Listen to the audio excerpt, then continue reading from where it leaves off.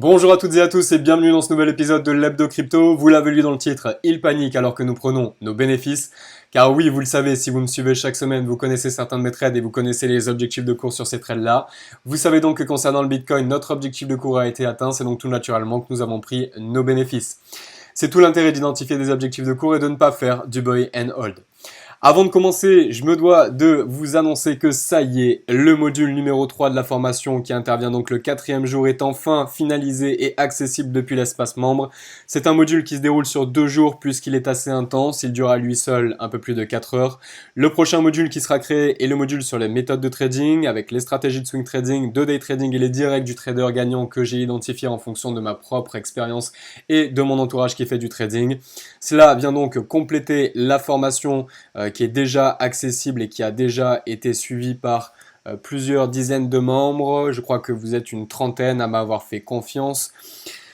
Les modules terminés sont donc les modules 1, 2, 3, 5, 6 et 7. Le prochain module qui sera finalisé sera le module numéro 4 sur les méthodes de trading. Ensuite viendra le module 0 sur les bases de l'enrichissement et de l'investissement qui est essentiel puisque avant de savoir comment gagner de l'argent, il faut comprendre ce qu'est l'argent. Et le module numéro 8 consacré à la fiscalité. Le programme est encore accessible à un prix bien en dessous de ce qu'il le sera dans sa version finale, tout simplement parce que si vous me faites confiance alors que le programme n'est pas entièrement finalisé, eh bien je me dois de vous faire une promotion digne de ce nom. De plus, eh bien, c'est un prix qui est fortement accessible puisque rien qu'en une seule opération, notamment sur celle du Bitcoin que nous avons enregistré ici, le programme peut être entièrement remboursé avec même une plus-value. Puisque sur une prise de position sur le Bitcoin, ici, lors de la sortie, boum, avec un objectif ici, on avait fait une plus-value enregistrée de 35%. Donc sur un investissement initial de 1000 euros, ça nous fait 350 euros de bénéfice. La formation est remboursée. C'est l'objectif aussi de prix aussi bas. Concernant ici notre scénario sur le Bitcoin, eh bien effectivement on a atteint notre objectif ici le 23 avril. On est sorti de position sur cette bougie-là dans la nuit du 24 avril. Nous avons donc la semaine précédente un petit peu décomposé le mouvement que nous pouvions attendre. Cela s'est suivi de manière avec une corrélation assez propre avec le scénario envisagé. Nous avons donc touché un objectif de cours que j'avais identifié non pas simplement parce que cela me faisait plaisir, mais parce qu'il y avait un vrai intérêt à s'arrêter ici.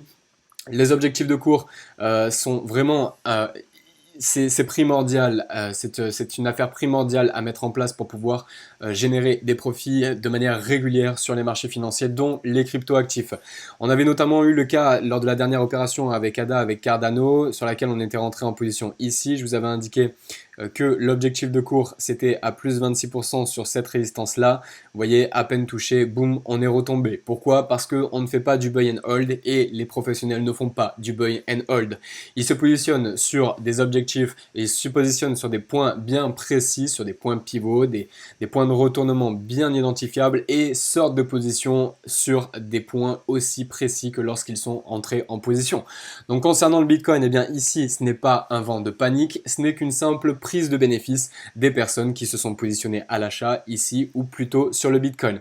Vous le voyez, aujourd'hui, ce n'est pas en train de corriger, nous ne sommes pas en train d'entamer une longue période de baisse comme nous pourrions l'entamer dans les prochains jours. Pour l'instant, eh bien, nous pourrions avoir à faire un rebond sur cette trendline-là pour un retour ici sur notre objectif, voire nous pourrions le dépasser un petit peu.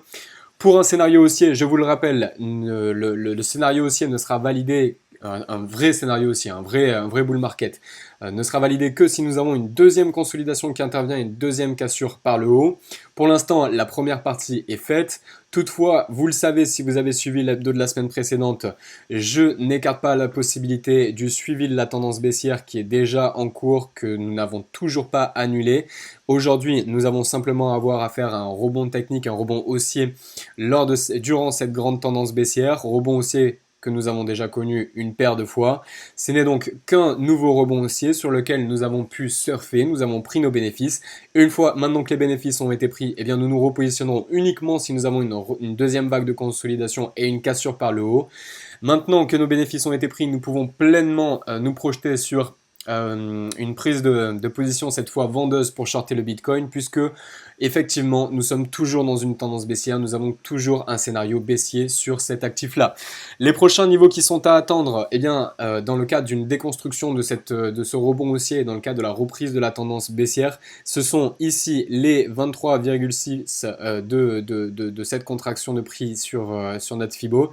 Donc ce sont tout simplement les 3500 euros, viendra ensuite les 100% de Fibo, donc ici les 2800, et on pourrait aller chercher les 127 de Fibo ici en prolongation jusqu'à 2000 euros, c'est l'objectif le plus ambitieux. Pour l'instant, il n'est pas venu le temps de se positionner en short. Pour l'instant, on est juste en train de corriger dans cette grosse vague de hausse, comme on a corrigé précédemment. On a donc juste une nouvelle correction. On va potentiellement revenir chercher ici les 5000. C'est un scénario qui est toujours d'actualité. On est toujours pour l'instant dans une vague de hausse. On n'est absolument pas en train de reprendre notre tendance baissière. Donc pour ceux qui commencent à s'inquiéter du retournement du marché, ce n'est toujours pas le cas. Il n'y a pas lieu de s'affoler. Ce n'est qu'une simple prise de bénéfice faite par les acteurs du marché qui ont pris position plutôt sur le Bitcoin. Concernant Ethereum, qui est un petit peu différent, puisque ici sur le Bitcoin, on va passer ça en 4 heures, ce serait un peu plus clair. Ici sur le Bitcoin, nous avons quand même des plus hauts qui sont toujours plus hauts, des plus bas qui sont toujours plus hauts. On pourrait ici tracer une trendline, ici. Hop, tant que l'on n'a pas franchi ce niveau de prix là, on est toujours clairement dans le rebond haussier. Très sincèrement, la cassure, le niveau de prix sur lequel va intervenir la cassure et un potentiel effondrement baissier, ce sera ici, sur ces points de rebond. Ici et ici, sur cette mèche là. Donc c'est les 4419, les 4400, tout simplement, les 4400 euros. Donc, à surveiller cette zone des 4400 euros. Si on casse cette zone-là, on pourrait effectivement avoir un scénario baissier qui se mette en place. Tant qu'on n'a pas cassé cette zone de prix, voire ici les 4260, il n'y a pas lieu d'annoncer un scénario bearish, ok, un scénario baissier. Pour l'instant, on est simplement dans un rebond haussier, mais vous le voyez, sur le Bitcoin, on a quand même une certaine dynamique haussière qui est en cours, alors que sur Ethereum, c'est un petit peu plus compliqué. On a du mal à avoir des plus hauts qui sont toujours plus hauts. Concernant Ethereum, les objectifs de cours ont été touchés concernant les 127,20 de Fibo. Alors pareil, hein, pour la décomposition ici des retracements de Fibo, je vous invite à regarder l'hebdo de la semaine dernière. Je ne vais pas ici m'attarder sur cette décomposition-là, puisqu'on l'a fait précédemment. Ce qui nous intéresse, nous, c'est de savoir comment ça va évoluer dans le futur et pas ce qui s'est passé ces derniers jours, bien que ce soit quand même à mettre en avant. Donc concernant Ethereum, eh bien, vous le voyez ici, c'est un petit peu plus compliqué. Les investisseurs, les traders sont un petit peu moins confiants et ont un peu plus de mal à pousser l'Ethereum. On va passer ça en daily. Le scénario est donc un peu moins haussier, d'autant plus que ici, notre résistance qui nous faisait maintenant office de support, que je vous avais indiqué comme importante si jamais elle était cassée, a été cassée. Ce niveau-là a été cassé. Regardez, on a un magnifique doji qui se met en place, magnifique doji qui peut indiquer un retournement. Donc dans ce cas-là, ce serait un retournement haussier. Mais attention, il n'intervient pas après une longue direction baissière, il peut donc s'annuler dès demain. Cela dépendra du cours de demain et de la fracture ou non de ce niveau de prix ou de ce niveau de prix. Si on vient casser la mèche basse, les 133 euros pour Ethereum, cela va fortement arranger les vendeurs. Si on vient casser les 140, il y aura beaucoup moins de vendeurs que d'acheteurs qui vont avoir l'euphorie de prendre position sur l'Ethereum pour avoir un objectif de cours sur les 180 euros pour Ethereum. Donc pour l'instant sur Ethereum, c'est un peu moins haussier que sur le Bitcoin. Pourquoi? Eh bien parce qu'on a cassé cette ligne de coup. Maintenant, il ne faut pas écarter la longue dynamique haussière qui est en cours, qui est présente, qui est quand même là. Cette dynamique baissière est toujours là. Tant qu'on n'a pas cassé cet oblique ici en support, on n'a pas lieu d'annoncer un scénario baissier sur Ethereum. Par contre, si on venait à casser effectivement ce support-là, le scénario baissier est mince. Ici.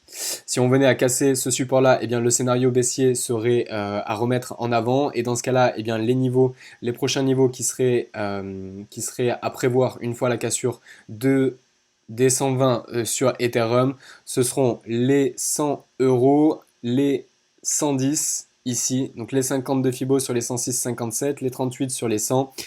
Et si on vient véritablement casser ici par une cassure brutale. Vous les connaissez, les niveaux, ce sont les retracements, le retracement intégral de cette vague de rebond. Donc je suis désolé, ça s'est un petit peu décalé sur le Fibo, mais on va pas le repositionner pour l'instant. Ça n'a pas, voilà, ça n'a pas vraiment d'intérêt. Je vous indique les prix, même si visuellement ça fait un peu brouillon. Alors je sais que certains aiment hein, quand il y a des trendlines qui vont comme ça dans tous les sens. Ce n'est vraiment pas mon cas. J'aime pas quand il y a des couleurs dans tous les sens. Ça fait arbre de Noël. Mais passons, allons à l'essentiel, les niveaux de retracement que nous avons à attendre dans le cadre d'un scénario baissier qui n'interviendra que si on casse ici notre support. Ce sont eh bien, les 50 de Fibo ici sur les 100 dollars, les 100 euros pardon, le 100%, le retracement de 100% ici sur les 72, les 70. Puis les 50. Les 50, vous savez que c'est une zone de prix ici assez importante, hein, assez importante concernant Ethereum. Et puis inévitablement notre prolongation de Fibo ici comme vu précédemment la semaine dernière qui nous emmènerait vers un objectif de gain qui a été identifié par certains et donc qui n'est pas écarté sur les 40 euros pour Ethereum.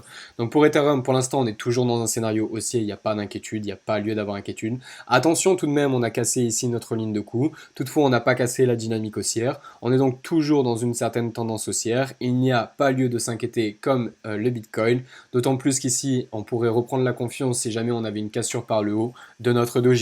Donc concernant Ethereum, soit on revient ici casser notre mèche et puis on repart sur quelque chose d'haussier, auquel cas notre objectif sera les 180 puis les 200. Il faudra ensuite réussir à casser cette zone de prix. Il faudra très sincèrement réussir à casser cette zone de prix pour avoir un vrai scénario bullish, un vrai scénario haussier sur le long terme qui intervienne sur Ethereum. Tant qu'on n'a pas cassé ce niveau de prix, on n'aura pas de dimension long terme à prendre sur Ethereum.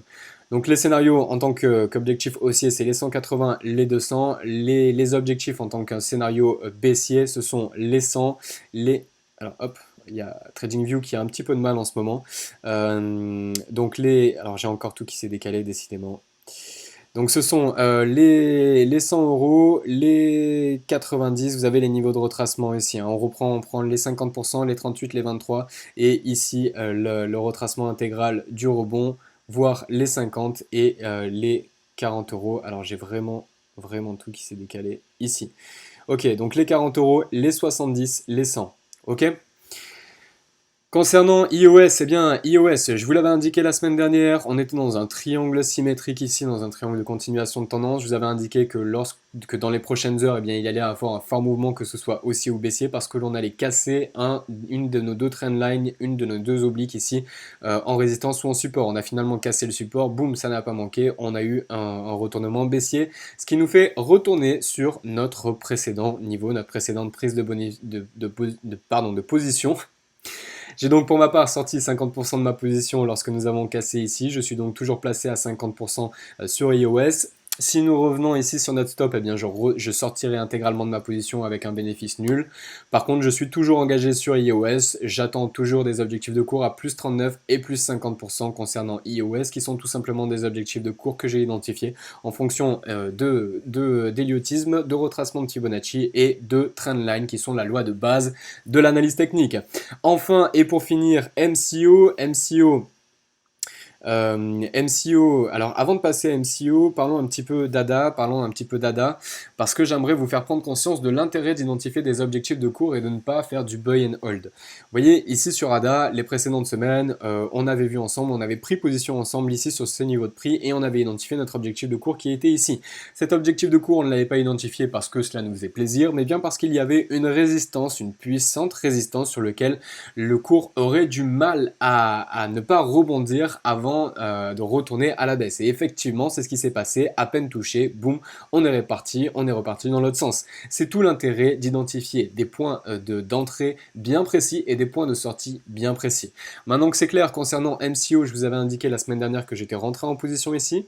On est rentré en position sur quelque chose qui n'était pas vraiment propre, mais on a quand même une certaine dynamique qui est en cours. Donc pour l'instant, je suis toujours en position sur MCO. Mon objectif de gain, c'est les 0.001375 à plus 43,38 et mon stop est à moins 26,90 à 0.000700 pour MCO. Donc on est en conversion MCO Bitcoin.